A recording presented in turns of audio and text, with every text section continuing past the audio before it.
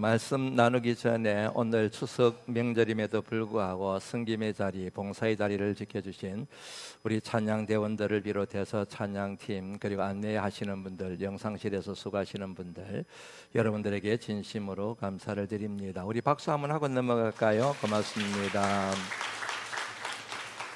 더도 말고 덜도 말고 한가위만 같아라 하는 말이 있습니다. 이 말처럼 모든 사람들을 행복하게 즐겁게 만드는 이 같은 추석 명절을 맞이하여 그야말로 온 나라가 들썩이고 있구나, 설레임으로 들썩이고 있구나 하는 느낌을 받습니다.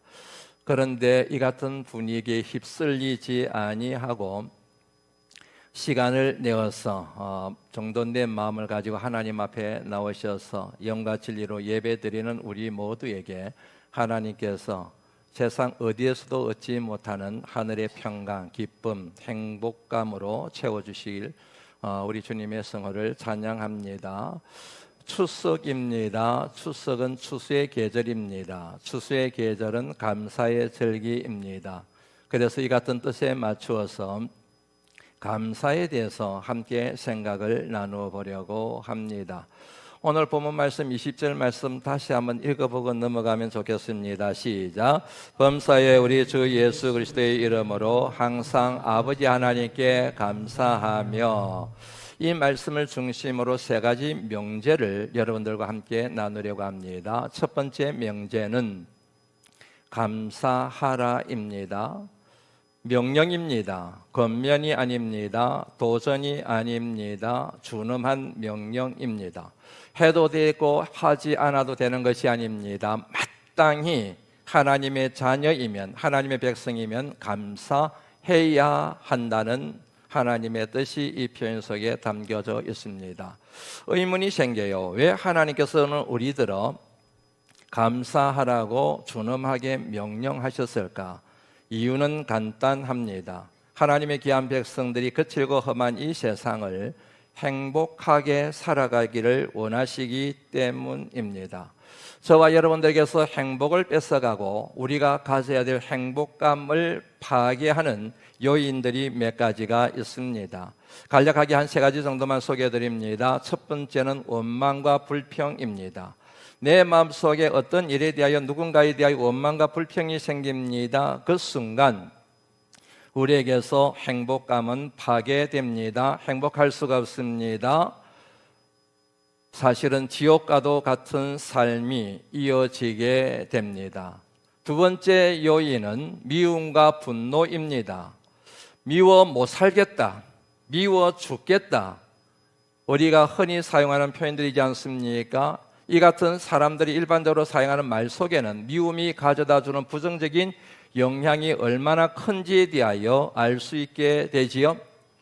미움은 살아도 산 것이 아닌, 그 미움 때문에 내가 죽을 것만 같은 고통을 겪게 된다는 얘기이지요. 그러므로 미움과 분노에 사로잡힌 사람이 이 세상에서 행복하게 살아가는 것은 완전히 불가능한 일이다 하는 것입니다. 세 번째, 가장 치명적인 문제가 있습니다. 그것은 바로 욕심입니다. 욕심이 잉태한 적 죄를 낳고 죄가 장성한 적 사망을 낳느니라. 사망의 원인은 죄입니다. 죄의 뿌리는 욕심, 욕망, 인간의 탐욕입니다. 결국 사망의 뿌리는 인간의 탐욕입니다. 이 같은 욕심과 욕망에 사로잡힌 순간 살아도 산 것이 아닌 삶을 살아가게 됩니다. 이 같은 욕심에 사로잡힌 사람들에게 나타나는 부정적인 의식들이 몇 가지가 있습니다. 그 가운데 두 가지만 소개해 드립니다. 첫 번째는 열등의식입니다.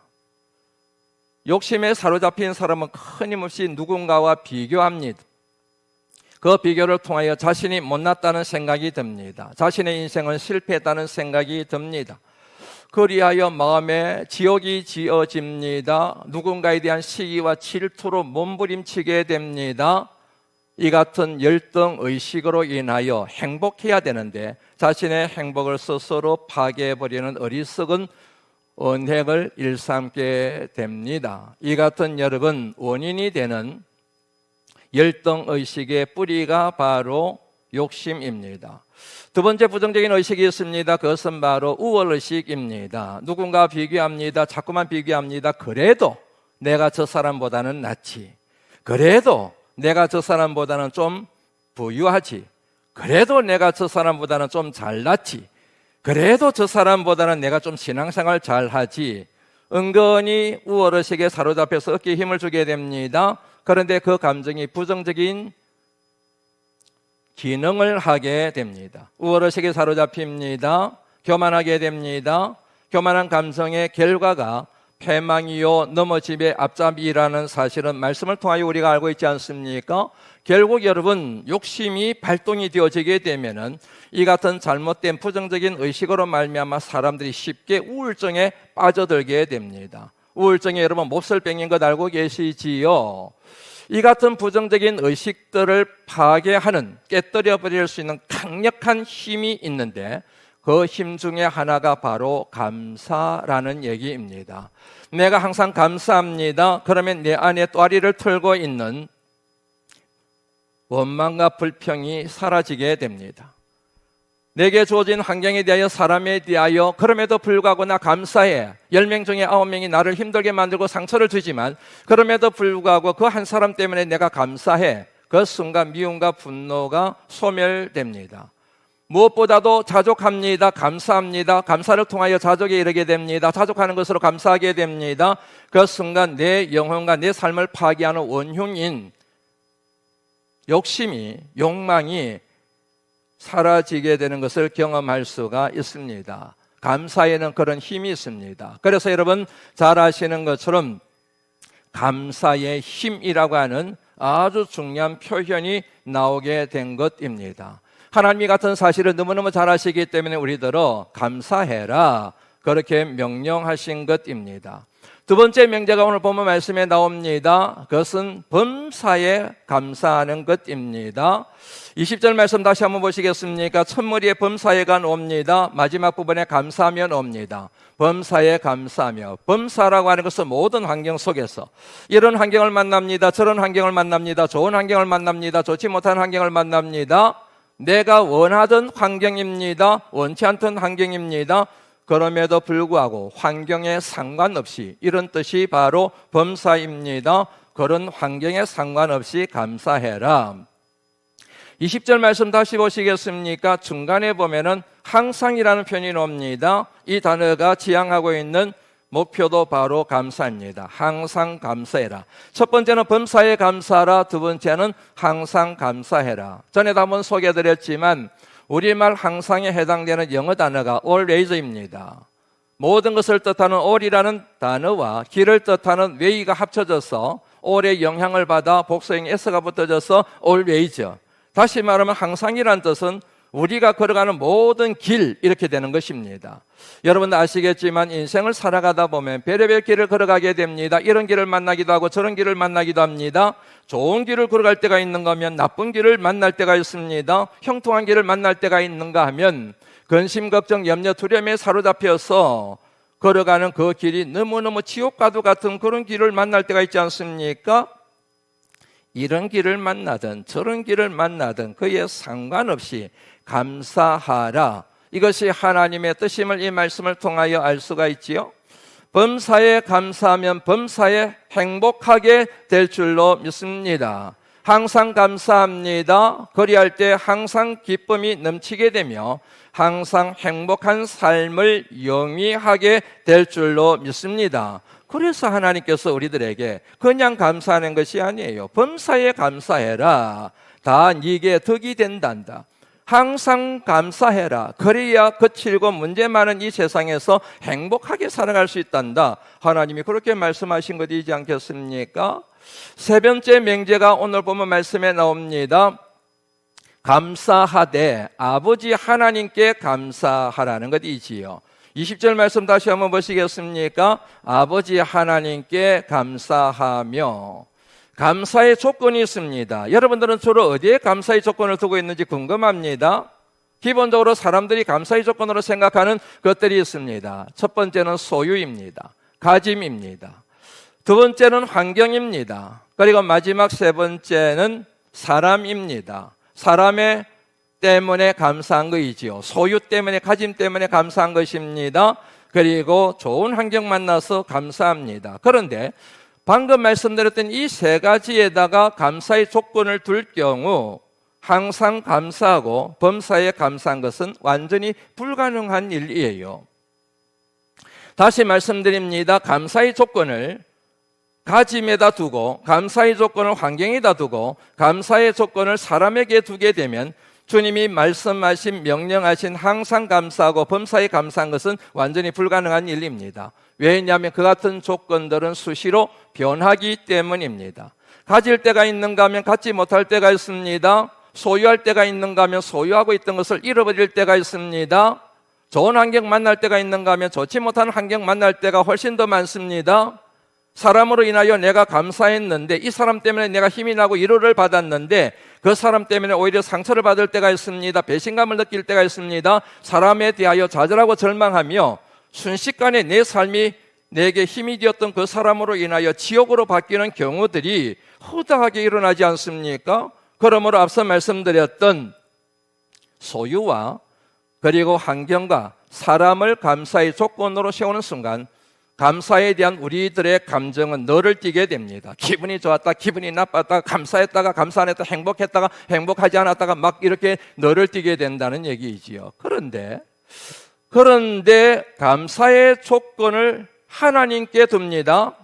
감사의 조건이 유일하신 하나님께 있습니다. 천지우주 만물을 창조하신 전지전능하신 하나님, 무한광대하신 하나님, 살아 역사하시는 하나님, 우리 인간의 생사화복을 주관하시는 하나님, 나를 사랑하시되 이처럼 사랑하시는 하나님, 그리하여 나와 내 가족과 내 주변의 모든 환경들을 여기까지 인도하신 에벤에셀의 하나님, 지금도 여전히 우리와 동행하시는 임마누엘 하나님, 영원토록 우리와 함께 하실 여호와 이레의 하나님, 그 하나님께 소망을 두고 그 하나님만 의지하고 그 하나님만 생각하고 그 하나님만 바라보고 그 하나님만을 우리의 감사의 조건으로 정하는 순간, 그 순간 우리 삶 속에는, 우리 심령 가운데는 범사에 감사하게 되며 항상 감사가 넘쳐나는 삶을 살아가게 된다는 말씀입니다. 믿으시면 아멘 하시지요.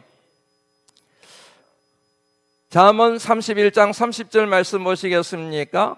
제가 인생을 살아가면서 나이가 들어가면서 참 마음에 많이 끼고 있는 말씀들이 있는데 그 중에 하나입니다. 고운 것도 거짓되고, 잘 새겨보시기를 바랍니다. 고운 것도 거짓되고 아름다운 것도 헛되나 오직 여호와를 경외하는 여자는 칭찬을 받을 것이다. 이 말씀에서 우리가 특별히 먼저 주목해 봐야 될 표현이 고운 것도 거짓되다, 아름다운 것도 헛되다. 이 젊을 때는 아름다웠습니다. 고왔습니다. 그런데 시간이 지나고 세월이 지납니다. 나이를 듭니다. 그리고 연세가 드시게 됩니다. 할머니가 됩니다. 할아버지가 됩니다. 60대에서 70대로 가고 80대에서 90대로 가게 됩니다. 그러면 아름다움이 다 지나갑니다. 고운 것이 다 헛되구나. 젊음과 건강도 영원할 줄 알았는데 아니구나. 마음에 서글픔이 찾아오게 됩니다. 마음이 우울해지게 됩니다. 인생 더덥구나. 어디 그러기만 하겠습니까? 젊음과 건강과 아름다움만 소멸되겠습니까? 아니요. 지금까지 잘 살기 위하여 평생 내가 모았던 물질도 다 소용이 없구나 하는 느낌이 드는 순간이 찾아오게 됩니다. 어느 순간 되면 내가 의지하고 큰 방패가 되어 주셨던 부모님이 내 곁을 떠나시는 시점이 어느 순간 찾아오게 됩니다. 어느 순간 되면 반려자로 평생 토닥거리지만 미운정 고운정이 들어서 함께 인생의 길을 헤집고 나왔던 배우자가 하나님 품으로 먼저 떠나는 일이 생깁니다. 누구도 피할 수가 없습니다. 어느 순간 되면 친척도 떠납니다. 형제도 떠나게 됩니다. 안타깝고 말하기 싫은 내용이지만 어쩔 수 없는, 피할 수 없는 현실이기 때문에 드리는 말씀이지만, 심지어는 자식이 먼저 내 곁을 떠나는 경우도 있습니다. 아니, 아름다움과 고운 것이 영원할 줄 알았는데 아니에요. 다 떠나갑니다. 소멸됩니다. 다 무너집니다. 아니에요. 그런데 하나님은 절대로 저와 여러분들을 떠나지 않으십니다. 왜냐하면 하나님은 영원하신 하나님이시기 때문입니다. 모든 사람들이 다 나를 버리고 환경이 나를 배신한다 할지라도 하나님은 절대로 우리들에 대하여 그렇게 하시는 법이 없습니다. 왜냐하면 하나님은 저와 여러분들을 사랑하시되 영원히 사랑하시는 하나님이시기 때문입니다. 이 같은 하나님께 우리가 감사의 조건을 세운다고 한다면 항상 감사하고 범사에 감사하여 날마다 천국과도 같은 행복한 삶을 살아가게 될 줄 믿는데, 이런 복을 받아 누리신 우리 바라마석의 모든 성도님들이 되시길 주의 이름으로 축원합니다. 감사라는 단어를 좀 살펴보고 넘어갈 필요가 있을 것 같습니다. 한자입니다. 느낄 감자입니다. 사리할 사자입니다. 그런데 느낌을 뜻하는 이 감자를 분해를 해버리게 되면 다하다는 뜻을 가지고 있는 함자와 그리고 마음을 뜻하는 심자가 합해져서 나온 말이 감사의 감자입니다. 그러니까 감사의 감은 마음을 다하다, 이런 뜻을 가지고 있는 표현입니다. 사자도 한번 보시겠습니까? 사리하다는 뜻을 가지고 있습니다. 이 단어를 분해를 해버리면 말씀 언변이 나옵니다. 육신을 뜻하는 몸신변이 나옵니다. 그리고 거리를 뜻하는, 친밀한 거리, 가까운 거리를 뜻하는 마디촌으로 되어져 있습니다. 말로 표현합니다. 행동으로 표현합니다. 어떻게 해요? 가까이 찾아가서. 감사라는 말의 의미가 그런 겁니다. 가까이 찾아가서 말로 그리고 내 행동을 통하여 그분에게 내 마음을 표현하는 것, 이것이 바로 감사라는 얘기예요. 마음은 있습니다. 표현하지 않습니다. 감사가 완성될 수가 없어요. 표현합니다. 그런데 마음이 따르지 않습니다. 근성을 합니다. 역시 그 감사는 온전한 감사가 될 수 없습니다. 마음이 일니다. 그리고 마음에 감사한 마음이 넘칩니다. 가까이 찾아가서 감사합니다, 말합니다. 그리고 이렇게 끼안아주면서 감사합니다, 고맙습니다, 이렇게 표현하는 것. 여기서 가장 중요한 요인이 뭘까요? 중요한 것은 여러분 마음입니다. 감사의 감, 마음을 다하다의 마음입니다. 이 마음과 연결되는 것이 이미 우리 임재현 전도사님이 설교 중에도 얘기하셨지만 그것을 참고하시면서 들으시면 더 도움이 될 것 같습니다. 연결되는 것이 바로 오늘 보면 18절 말씀에 나오는 성령입니다. 성령 충만입니다. 18절 말씀 한번 보시겠습니까? 술 취하지 말라. 정말 제가 수요 성령 집회 때 벌써 한 달 넘게 얘기하고 있는 말씀입니다. 술에 취하지 말라. 이는 방탕한 것이니 오직 너희는 성령으로 충만함을 받으라. 성령이 나옵니다. 성령에 대한 여러 가지 진술들이 말씀에 많이 나옵니다. 그 가운데서 오늘 본문 말씀의 맥락에서 가장 잘 어울리는 성령에 대한 말씀이 요한복음 14장 26절 말씀입니다. 보시겠습니까? 보혜사, 곧 아버지께서, 여기서 아버지는 성부 하나님을 일컫는 표현입니다. 성부 하나님께서 내 이름으로, 성자 하나님 곧 예수 그리스도의 이름으로 보내실 성령, 보혜사 성령이라는 말이 그래서 나오게 되는 거죠. 성령 그가 너희에게 모든 것을 가르치고 내가 너희에게 말한, 예수님께서 제자들에게 말씀하신 모든 것을 다 생각나게 하실 것이다. 성령의 역할이 나옵니다. 성령 하나님이 하시는 일이 나옵니다. 모든 것을 가르치세요. 또 중요한 것은 뭐냐면 주님이 주님의 제자들에게 말씀하신 것, 그 모든 것을 다 생각나게 하신다는 거예요. 그러면 성령께서 가르치시고 성령께서 주님이 하신 말씀을 기억나게 하시는데 그 내용이 뭘까? 핵심은 간단합니다. 하나님의 사랑입니다. 하나님의 은혜입니다. 하나님의 구원입니다. 하나님의 은혜를 우리에게 가르치고 하나님의 사랑을 가르치고 하나님이 우리와 영원히 함께 하실 것임에 대한 약속의 말씀을 상기하게 하신다는 얘기입니다. 이 같은 성령의 역사로 말미암아 이런 삶을 살아내게 되는 것이지요. 27절 말씀 같이 한번 읽어보실까요? 읽습니다. 시작. 기치노니 곧 나의 평안을 너희에게 주느라. 내가 너희에게 주는 것은 세상이 주는 것과 같이 아니하니라. 너희는 마음에 근심하지도 말고 두려워하지도 말라. 아멘. 평안이라는 말이 나옵니다. 평화라는 말이 나옵니다. 평강이라는 말로도 번역되어져 있습니다. 제가 성경 말씀을 읽을 때 가장 좋아하는 표현 중에 하나가 바로 평강입니다. 전에도 종종 말씀드렸던 것처럼 평강은 아무런 문제가 없는 상태가 아니라, 잘 들으셔야 됩니다. 평안은 아무런 문제가 없는 상태가 아니라 문제가 있는데 그 문제가 더 이상 내게 해코지를 하지 않는 상태. 가정에 문제가 있습니다. 자식의 문제가 있습니다. 건강에 문제가 있습니다. 사람의 문제가 있습니다. 물질의 문제가 있습니다. 사업의 문제가 있습니다. 직장의 문제가 있습니다. 그런데 그 문제로 인하여 더 이상 내가 걱정할 필요가 없습니다. 염려할 필요가 없습니다. 두려워할 필요가 없습니다. 왜요? 하나님께서 우리와 함께 하심으로 그 문제를 다 해결하셨고, 하나님께서 큰 믿음의 구원의 울타리 가운데 우리를 보호하시며 우리와 동행하시기 때문에 그렇다는 얘기입니다. 이 모든 일들을 일어나게 하시는 분이 누구라고요? 바로 성령님이라는 얘기입니다. 18절 말씀 다시 한번 보시겠습니까? 술 취하지 말라, 이는 방탕한 것이니 오직 너희는 성령 충만함을 받으라. 성령 충만이라는 표현이 나옵니다. 성령 충만이란 또 다시 한번 정리해 드립니다. 잊지 마시라는 얘기입니다. 반복이 아니라 복습입니다. 성령님께서 내 마음에 찾아오십니다. 내 마음은 내가 생각하고 내가 판단하고 내가 선택하고 결정하는 진원지입니다. 내가 생각하고 판단하고 결정하는 이 진원지에 성령님이 오십니다. 그리하여 내 마음과 내 생각과 내 감정과 내 의지를 지배하고 통치하십니다. 그 같은 성령님의 통치를 내가 환영합니다. 순종합니다. 요 같은 영적인 상태를 일러서 성령 충만이라고 얘기하는 것입니다. 지금까지는 내 마음을 원망과 불평이 지배하고 있었는데, 지금까지는 내 마음을 미움과 분노가 지배하고 있었는데, 지금까지는 내 마음을 세속적인 욕심과 세상 행복이 지배하고 있었는데, 성령님이 내 안에 들어오심으로 말미암아, 성령의 불길로 말미암아 그 모든 부정적인 의식들과 부정적인 감정들이 다 소멸되어져 버리게 되고, 성령님이 내 마음을 채우게 됩니다. 하나님이 내 마음을 채우게 됩니다.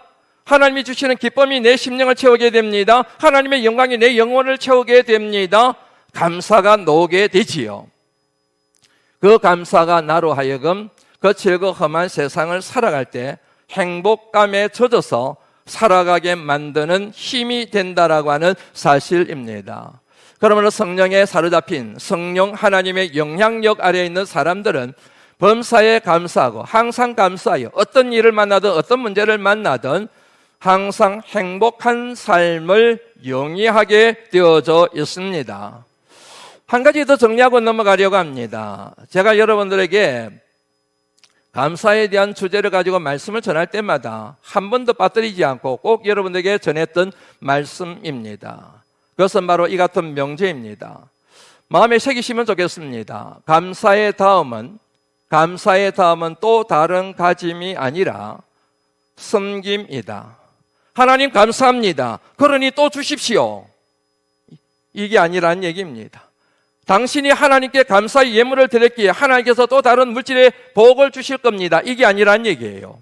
감사의 다음은 또 다른 가짐이나 또 다른 소유가 아니라 감사의 다음은 반드시 섬김이어야 된다는 얘기입니다. 우리 성근사님아 크게 아멘 하시네요. 에이, 목사님 설교 1절만 하시지 왜 2절까지 하셔서 마음 불편하게 하시나, 그런 느낌이 드는 분들이 한두 분 계신 것 같습니다. 사랑하는 성도 여러분, 감사의 다음은 또 다른 가짐이나 또 다른 소유가 아닙니다. 감사의 다음은 반드시 나눔이어야 됩니다. 나눔을 통하여 저와 여러분들의 감사가 완성되어야 합니다. 감사하고 난 뒤에 섬깁니다. 하나님을 섬기는 최고의 방식이 있습니다. 따라서 한번 해보시겠습니까? 예배입니다. 감사의 다음이 뭐라고요? 예배입니다. 하나님 앞에 감사로 섬기는 것입니다. 예배입니다. 이것을 일러서 성경 말씀은 감사로 단을 쌓는다고 얘기합니다. 감사의 제사라고 얘기하는 것입니다. 예배에 대한 오해가 너무 많아요. 잘못된 가르침이 너무 많기 때문에 그렇습니다. 예배의 중심은 하나님입니다.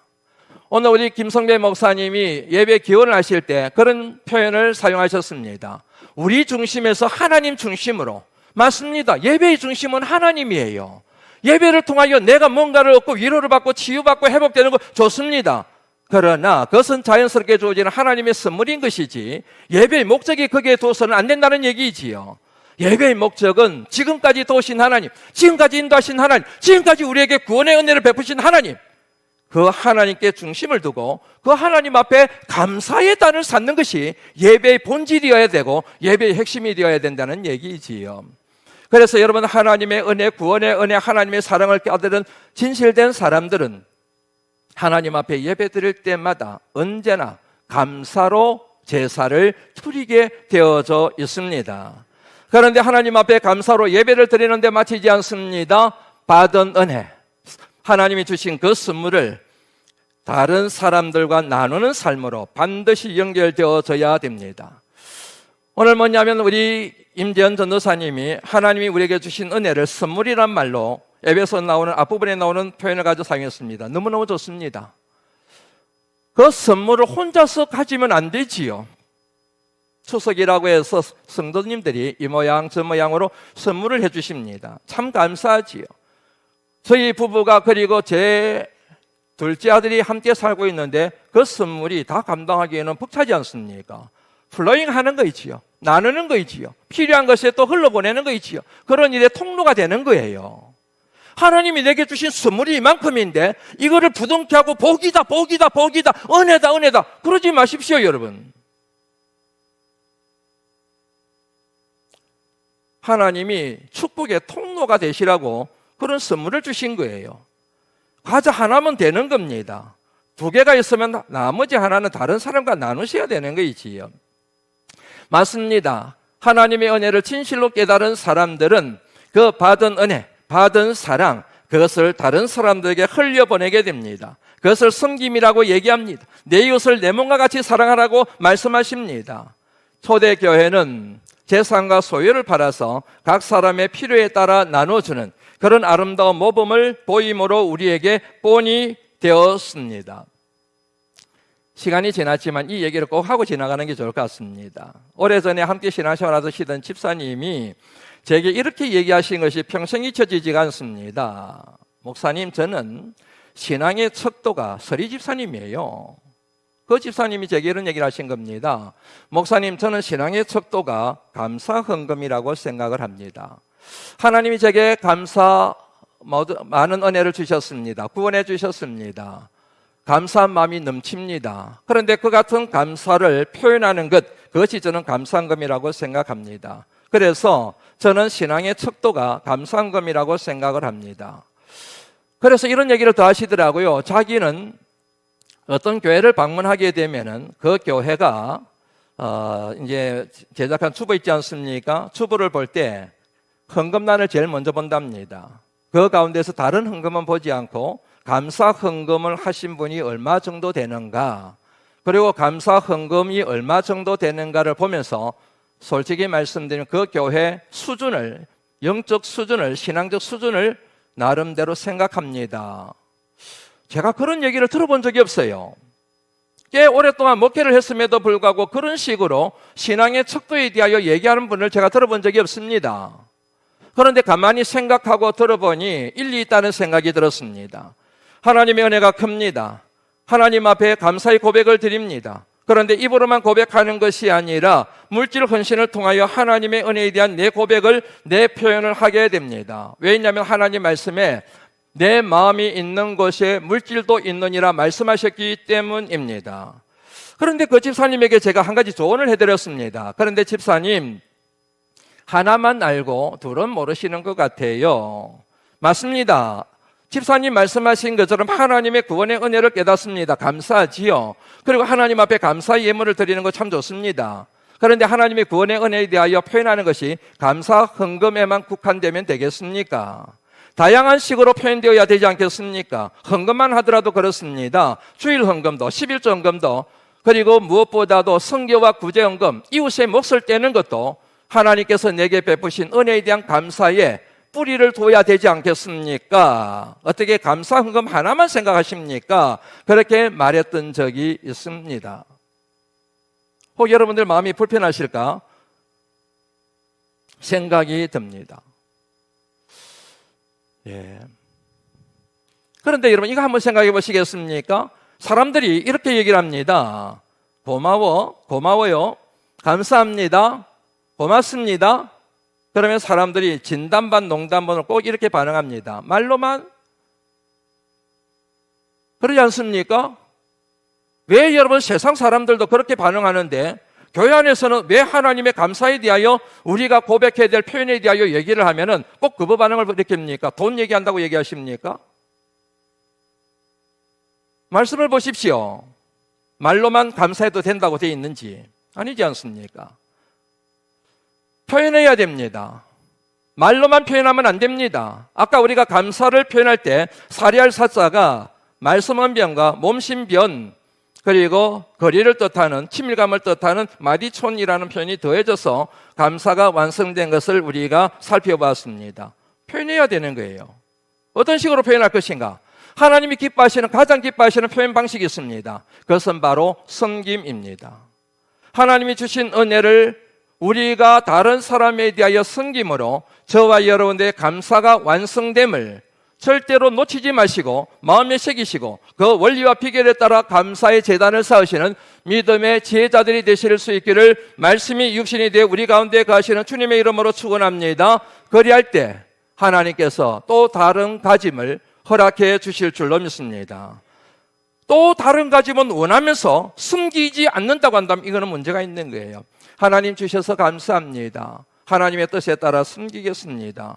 그래야 할 때 하나님께서 또 다른 가짐과 또 다른 소유를 허락하셔서 지금까지 주신 은사가 30배라고 한다면 앞으로는 60배, 100배 열매를 허락하셔서 더 많은 사람들을 부유케 만드는 축복의 통로로 하나님께서 저와 여러분들을 사용하실 줄로 믿습니다. 이게 저와 여러분들에게 절대적으로 필요한 믿음이어야 합니다. 하나님 감사합니다.